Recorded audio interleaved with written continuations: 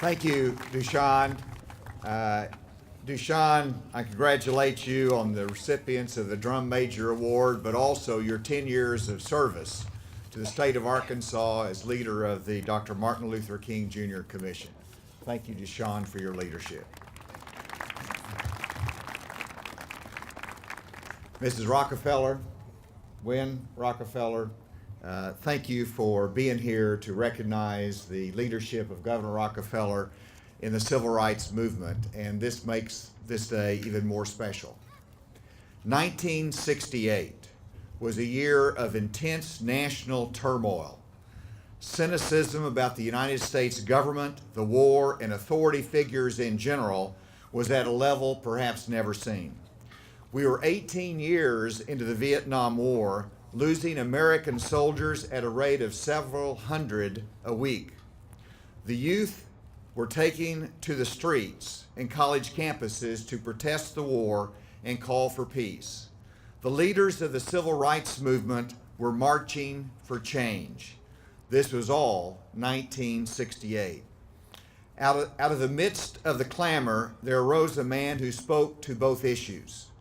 Martin Luther King Jr. called for an end to the war in Vietnam, and he called for peace and justice among the races in the United States.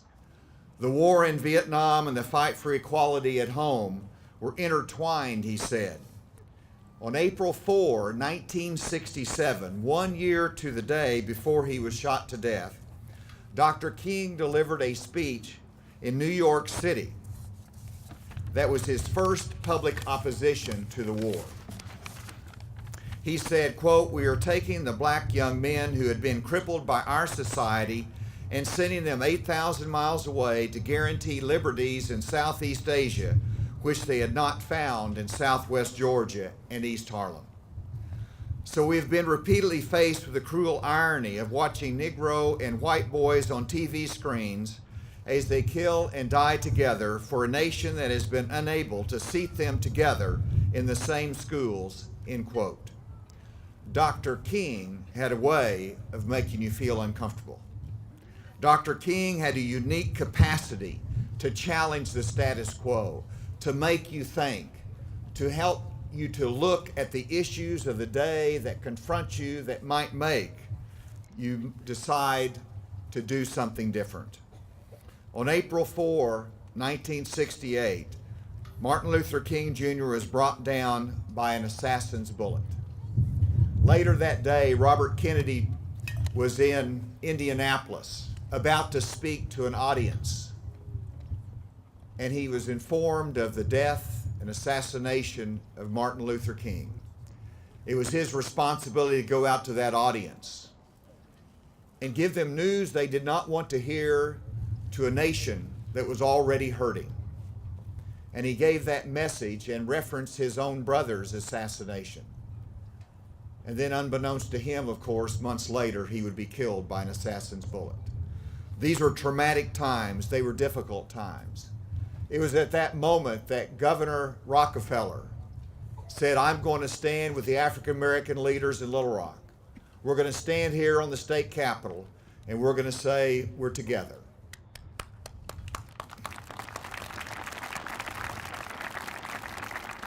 To ease the pain and to set an example, and he did that. At a political cost, probably, but he saw it as the right thing to do. And I'm delighted that some of his administration is honored today to show the significance of his leadership in the civil rights movement. In Arkansas, we are also grateful to Dr. King's voice in previous years during the Central High School integration. In a letter to President Eisenhower during that time, or after the fact, Dr. King warned that a failure to enforce the law in Little Rock would set integration back 50 years. And after the president took action, Dr. King sent a telegram of support saying, "I wish to express my sincere support for the stand you have taken to restore law and order in Little Rock. You should know that the overwhelming majority of Southerners, Negro, and white stand firmly behind your resolute action. The pen of history will record that even the small and confused minority that opposed integration with violence will live to see that your action has been of great benefit to our nation, end quote. At the end of the school year, when Ernest Green with the Little Rock Nine became the first African American to graduate from Central, Dr. King was in the audience. There was a special connection from our viewpoint with Dr. King.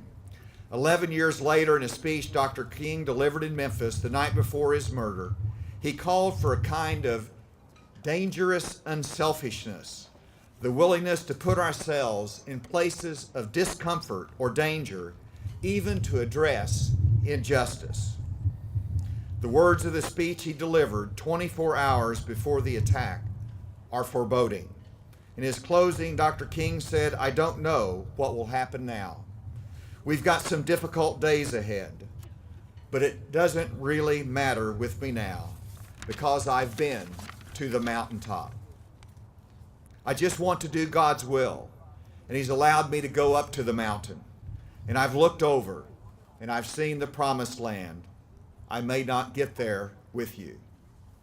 It is essential that his life, his ministry, his work, his passion is remembered and celebrated today. And while we reflect back on the tragic day of his assassination, there's also a day that will forever be in our history books that we celebrate all of his contributions. And it is important that we continue to do it for this generation, the next, and the next, and the next generation. We still haven't arrived at the promised land that Dr. King promised, but thanks to his work and supreme sacrifice, we are a better nation. I read this morning that vertical help often is delivered horizontally. That means help from God often comes through the hands of people next to you. That was the message of Dr. King. His words that encourage us to take the higher road of compassion, service, equal treatment, and justice. That is the promised land. Thank you, and God bless you.